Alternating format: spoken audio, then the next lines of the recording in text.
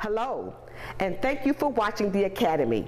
I am your host, Professor Casandra Owens. Here is where we discuss those issues and concerns that can make or break an academic setting. Today, my guest is Dr. Deborah Rogers, a Howard University graduate with further studies at Fuller Theological Seminary. Thank you, Dr. Rogers, for being here today. Thank you for having me, Professor Owens. Well, let's dive right in. Sure. Tell me a little about yourself and how you came to this position. Sure. So as you said, I did my undergraduate work at Howard University, actually in mathematics and secondary education. And when I was finishing at Howard, I had the opportunity to participate in a Fund for Theological Education undergraduate fellowship. Wow. And basically what that meant was I got to explore ministry as a vocation. And that just kind of took me in a different direction and just got to have some great experiences. But I decided if I wanted to pursue ministry as a vocation that I wanted to get more schooling and more training. So you went to Howard with the hope of being a mathematics teacher? Yes. And this fellowship in ministry kind of changed your whole trajectory. It did, and it wasn't that I hadn't been involved in ministry growing up. I come from a long line of preachers and pastors and community workers, and so the idea of being a public servant was always very near and dear to my heart. I had a math teacher in high school who was also my track and field coach, who was very influential in my own life, and so that was what kind of led me towards math education. Okay. But as we say, God had other plans. Now, who knew you did track and field? You didn't tell us that part. I ran cross country and track and field. My high school team won 4 city championships in track when I was there and 2 city championships in cross country. Look at you, the athlete. Just a little, just a little. So you are now serving here at Lane as our VP for Academic Affairs. How is that going? Are you enjoying that process? I am enjoying that. As you know, this is my second go-round serving in that capacity. And I think my undergraduate experience at Howard was such a rich experience that I developed a desire to serve at an HBCU. And so the opportunity to serve at Lane is just, it's just a joy. And I love working with students, 18 to 25-year-olds for the most part. That's just such a critical age in their development. And I just had such a rich undergraduate experience in terms of my own vocational and spiritual formation. That anything that I can do to serve an institution to help young people to have that same experience is a great joy. I agree with you. I love working here. That demographic is just the best, because I think you can influence them in a way that will shape the rest of their lives forever. And so I hear you clearly. I love to see the lights come on. Yes. You know, the eyes tell the story. And when you see that look in the eyes change, it's priceless. It is priceless. And it's not always instantaneous. Exactly. You know, sometimes it unfolds over time. And I think those are, in some instances, the richest rewards that you can receive, because sometimes it's a surprise, you know, something unexpected, but definitely transformative. And I think about the scripture all the time that says, you know, one waters, one plants, but God gives the increase. And so when you may see the same down the line and know that they have changed, and that you had that you had a part of that is still very, very rewarding. And especially coming off a homecoming week like we are, getting to see former students and hearing their stories and having heard them express their appreciation for where they were and where they are now, and you know, just being able to encourage them to continue the journey is, you know, so gratifying. So I can gain from that you were a part of the festivities this past weekend. I was thoroughly enjoyed myself. And I think that was, you know, one of the best parts, is getting to see former students and, you know, just hearing their stories of where they are now, what they're working on, what they're working towards is always so gratifying. It really is. It really is. So tell me a little bit more about Dr. Rogers. How do you put your team together, and what do you think makes a good team? I think it really is a matter of discernment, and first of all, knowing myself well enough to know what my strengths and weaknesses are, and not pretending to be someone that I'm not. Okay. That just takes so much energy, and you know, there's always plenty of good work that needs to be done. And so just disciplining myself to be authentic, even when that means naming my own weaknesses and being willing to ask for help. And so I think when other people see that, that kind of frees them to be themselves. And then you can really shape a team that is authentic, that can do good work, and that where people have the freedom to really lean on each other and say, hey, I'm good at this, I can get this done. Yes, yes. But I know that you're better at this, so can you do this part? Because this is what you're really good at. You know, I often say that I went to seminary in Atlanta, and I say the one thing that I learned from that seminary experience was how to look at myself very critically and be okay with that. Yes. To identify what's good about me, what's not so good, and then even to that God still loves me in spite of all of that, or even because of all that. Yeah, there's a book, it's my favorite book, it's called, right now, it's called The Emotionally Healthy Leader. And one of the things that it talks about is seeing God in our limits. Wow. And so I've really been trying to discipline myself to do that. You know, we are always taught to kind of boast in our strengths and to kind of, you know, in this age, brand ourselves and those kind of things. But, you know, when I get to a limit now to say, okay, God, I have reached a limit. I'm asking, Lord, help me to find you in this limit that we have reached at this point. Yes, yes. And so it's just, that's made this even a richer experience for me. And I think what I'm hearing you say is when you know who you are, then that kind of translates to the team, and the team is able to be who they are. Which makes us all a good fit. It does, it does. And then just acknowledging that we're all always growing and changing, hopefully, right? And so who we are today might not be who we are 2, 3, 4 weeks down the road, and that's okay. Yes. It's okay. I love the Myers-Briggs Test. I take it periodically, and I'm always amazed that I may be this tomorrow, and that when I took it before I was, and I try to figure out it myself, what changed, how have I changed, and why was I more introverted then and more extroverted now. So yeah, you're right about that. You're right about that. I have another personality test you should consider. It's called the Enneagram. Haven't heard about that. And particularly, there's a book called The Road Back to You. So I have to jot that one by my office. I will, definitely. Indeed. Well, thank you for watching the Academy. We're going to take a short break, and we'll be right back with you in just a moment.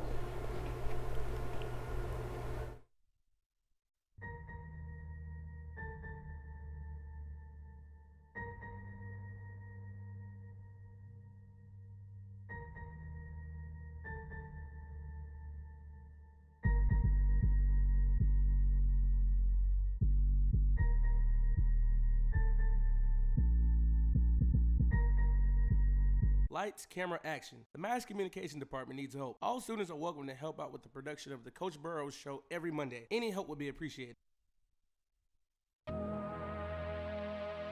Come on a journey with us to a world connecting you to your college. With a world that is changing at a rapid pace and is technology driven, the Mass Communication Department provides valuable news and information to the public, providing commentary, entertaining through film, radio, television. You can count on the Mass Communications Dragons to keep you on your toes and in the know of the latest activities going on campus on all social sites. WLCD, the voice of the Dragons.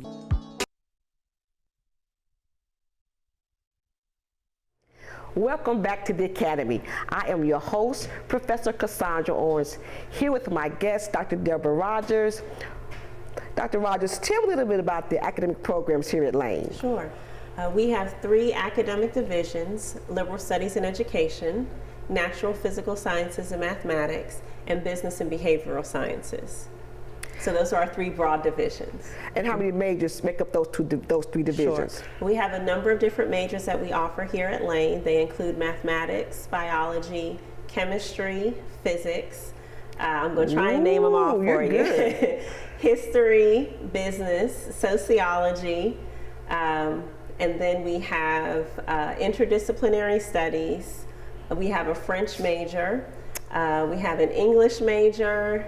And I'm missing 1 or 2. Let me see. Mass communications. We're going to get you for that one. Religion, of course. You said mathematics first. I noticed that. I did. I said mathematics first. Okay, that's good. And so how would you describe the faculty and staff here at Lane?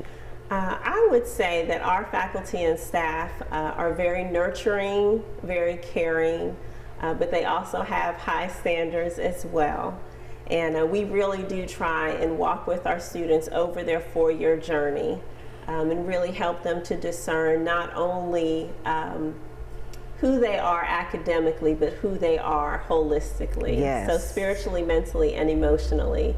So when they leave here, they not only have completed a major, but they've also been formed spiritually and mentally and ethically to serve in a professional capacity regardless of their major, but to also make a difference in the community. That's interesting, and I think that's very, very important, especially for this day and time, that we are intentional about developing the whole student. Definitely. You know, the spiritual side, because you'd be surprised at the number of students that I hear say, you know, I don't really do church. I said, it's really not about church. It's really about finding a center for yourself and how that center interacts and plays out in your life. Right. I agree. And I think whether it's on the academic side or the spiritual side, really giving students an initial tool set and skill set, but also a hunger to be a lifelong learner. Absolutely. Right. So to note that this is just the beginning of their journey, that there are other avenues, both formal, informal, and informal for them to learn and grow, but also the same thing with whether it's spiritual disciplines or community service, that this is just the beginning of their journey. And so as long as they have a hunger and a desire to continue to grow and to change and to serve, then I think we've done our job as educators. Yeah, it's interesting as you get older and you look back at those years and life is anything but uncertain in those formative years, but you think that you have a clear direction, and it never goes that way, because who would have thought that you would have had from going from mathematics to religion, if you will. And I was in business. I was not going to be educated because both my parents were educated, and that was just not going to happen for me. And I was like, I would never teach. But then once I got in it, I just said all the years I wasted, because I love what I do and just love this demographic. And see, both of my parents were late nights, so I wasn't going to do lane at all. I just wasn't going to do that. But I cannot even imagine my life without this. I agree. It's just amazing. It's just amazing. So I hear you clearly.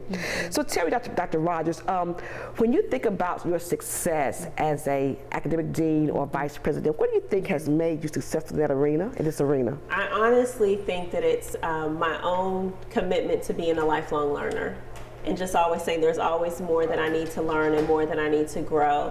And so I really, when I saw myself kind of moving into this trajectory, I really tried to become a student of leadership and leadership development. And you know, it's tempting in the day-to-day to get caught up in everything that's kind of on the to-do list. But just really disciplining myself to be reflective, to take time to think and to grow as a leader, to read in the field of leadership development, to have mentors and other people who are kind of going before me, but then also speaking into my life and holding me accountable to continue to grow and to change. Say more about your mentors. Who do you admire, and who do you want to pattern yourself after, if you will? So I have to start with my parents. Okay. They have just been huge supporters, and they're always people that I can go and bounce ideas off of and feel like they'll give me honest feedback. They, you know, can pull my coattails and tell me when I need to go sit down and those kinds of things. So that I would start with them. Okay. And then beyond that, it changes in different seasons. And so, but I do try to discipline myself again to kind of have some peers, folks who are my own age, to kind of hold me accountable, whether it's in the academy or outside, to kind of make sure that I'm staying grounded, you know, that I have some spiritual disciplines in my life. And then I always try and have a few older women around, again, both in the academy and out, people who have kind of gone ahead of me, and I can just kind of, you know, walk in their footsteps and bounce ideas off of them and say, okay, now how do I do this? Or, you know, what does this look like? And then just even with, you know, I feel like we have great colleagues and great administrators here at Lane. And so just the kind of group and team that we've assembled here, I feel are folks that I, you know, can look up to and grow and kind of walk in their footsteps as well. Yeah, you know, I think it's interesting because I think leadership, even as a personal leadership plan, will change and evolve. And so it's always good to have, like you said, somebody in your life that you can bounce things off of. I think that's what I kind of want for my students as well, to say, what does leadership look like for you? Because, you know, it's different for everybody. And so, but I want you to be good at what you're good at. I think it's very, very important that they understand what that looks like. Who's your favorite author? That's a good question. That's a good question. I mean, it changes so often. So I'll give you a couple of different answers. I've been reading and rereading this Emotionally Healthy Leadership book. I think it's The Emotionally Healthy Leader. I want to say Pete Scazzaro is the author of that. So that's something that I've just kind of dived into recently. Beyond that, it just varies. I really am drawn to theologically the work of Barbara Holmes. She has a book called Liberation in the Cosmos. That's the kind of one that I kind of keep and go back to a lot as well. Do you find yourself reading and rereading the same book over and over again? Yes and no. Yes and no. One of the other works that I go back to, I was just reading this week actually, was Alice Walker's In Search of Our Mother's Garden. And so that is one that I definitely come back to. I just feel like those essays are so formative and so grounding. So that's another one that I come back to. Do those things keep you grounded and keep you level? Those works kind of keep I mean, that, and then just of course the Bible, you know, that always helps. And so I would say the older I've gotten, the more liturgy is important to me. And so just kind of having daily rhythms of prayer, you know, to just kind of ground myself and say these are moments when I stop and just take some time, as Howard Thurman says, to center down. To just center. It's important. Good. If you were to just choose one, just choose one author, who would you choose that you would say would just kind of put you in that zone? That's a really hard question. I know it's hard. I'll have to say, well, it's not an author. I have to think about that. There's just so many. Howard Thurman would be one. I can't choose one, so let me give you a few. Was he a Howard kind of guy? Howard Thurman did his undergrad at Morehouse. He did. Did his graduate work at Boston, but was the dean of the chapel at Howard for a number of years. So yes, he has that Howard connection. He does. I thought so. He does. And he is. I find him centering as well. So I clearly get that. When I go off into a tangent, I can put him in, and I can calm right down. So I would go with Howard Thurman as one that I would definitely center. I would definitely say it's centering. We're gonna take another break. Thank you for watching The Academy with your host Casandra Owens.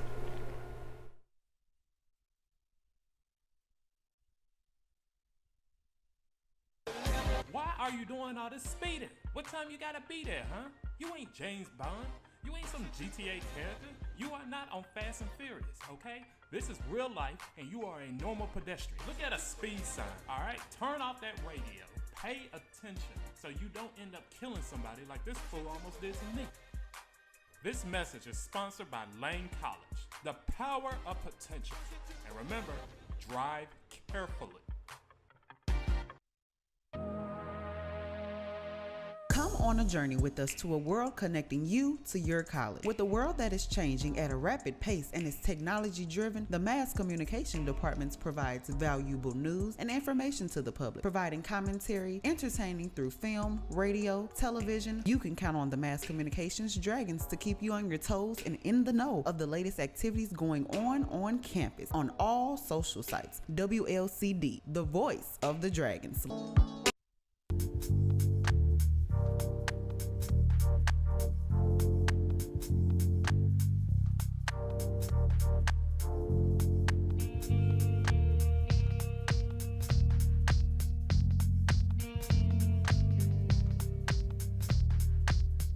Attention students, basketball season is about to start. Don't miss your chance to be a part of Lane College media team as we cover the games all season long.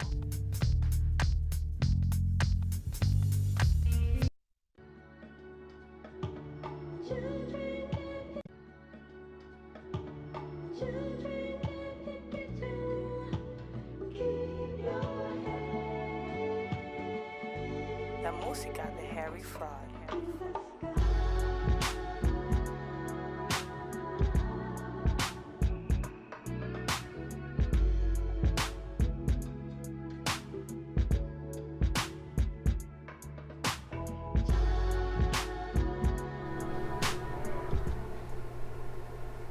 Welcome back to the Academy with your host, Professor Casandra Owens, and my guest, Dr. Deborah Rogers. Dr. Rogers, now you are what's known as a womanist theologian.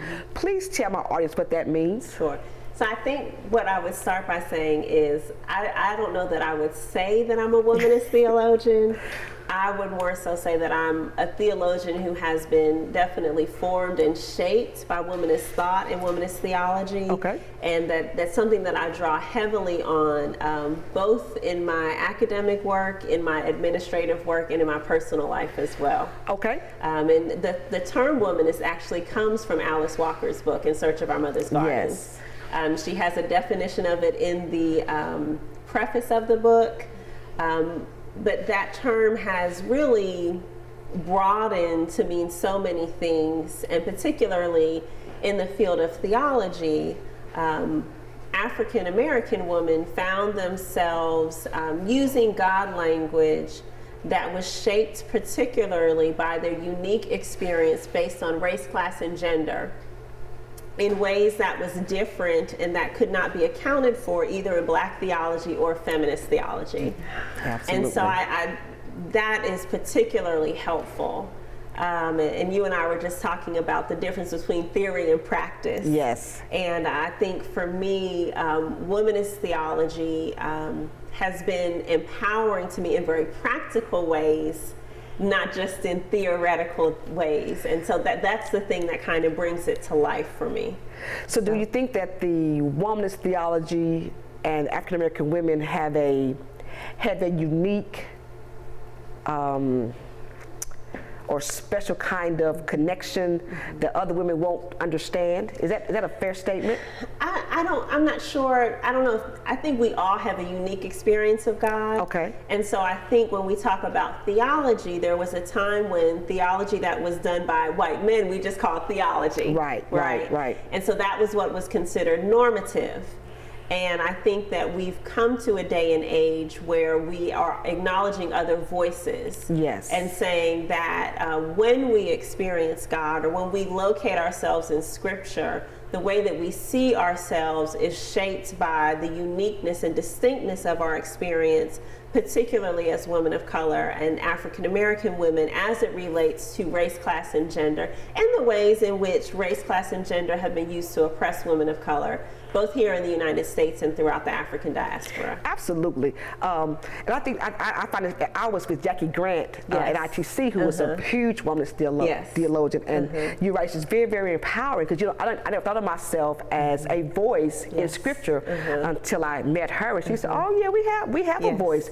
And so hearing that was very, very empowering for me as a woman of color to keep me moving forward with a voice. And I think also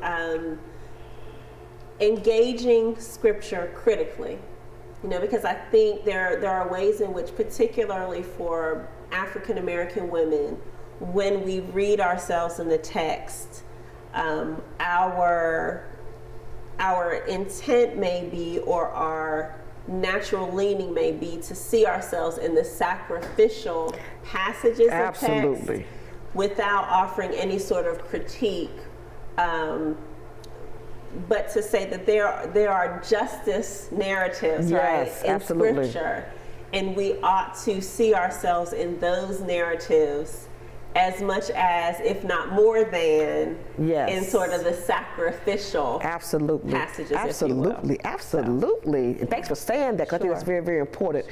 Would you like to see us embrace that here at Lane?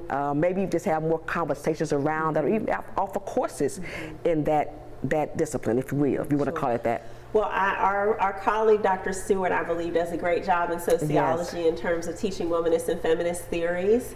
And honestly, I think it goes back to what I was saying before. Yes, it's helpful to embed those things in the academic disciplines, but I think it's also important that we live them out. So as we discussed in chapel yesterday, one of the things that we're talking about this month is domestic violence. And just making sure that in our practice, that we are not in any sort of subtle ways co-signing right, on any sort of violence or abuse against women or persons in general. And we could extend that even to ecological concerns, right? If we think about the earth as our mother, if you will, are we doing harm, or are we co-signing on harm to our environment? in ways that may just be subtle or little, but can we have a voice in that way? And can we, as a campus community, have those sort of conversations that practically move us towards justice, right? Towards, as Micah 6:8 says, to do justice, love mercy, and walking humbly with God. You know, it's interesting because I think what you said is so very profound, because I think in sort of ways, in our silence, you know, does speak volumes. Yes, and so absolutely. I think when we don't say anything, we may be thinking that we were helping the cause, but your silence is saying something entirely different. And so we have to be very, very clear and very, very intentional about how we live out our theology across the board. So absolutely, thanks for saying that as well.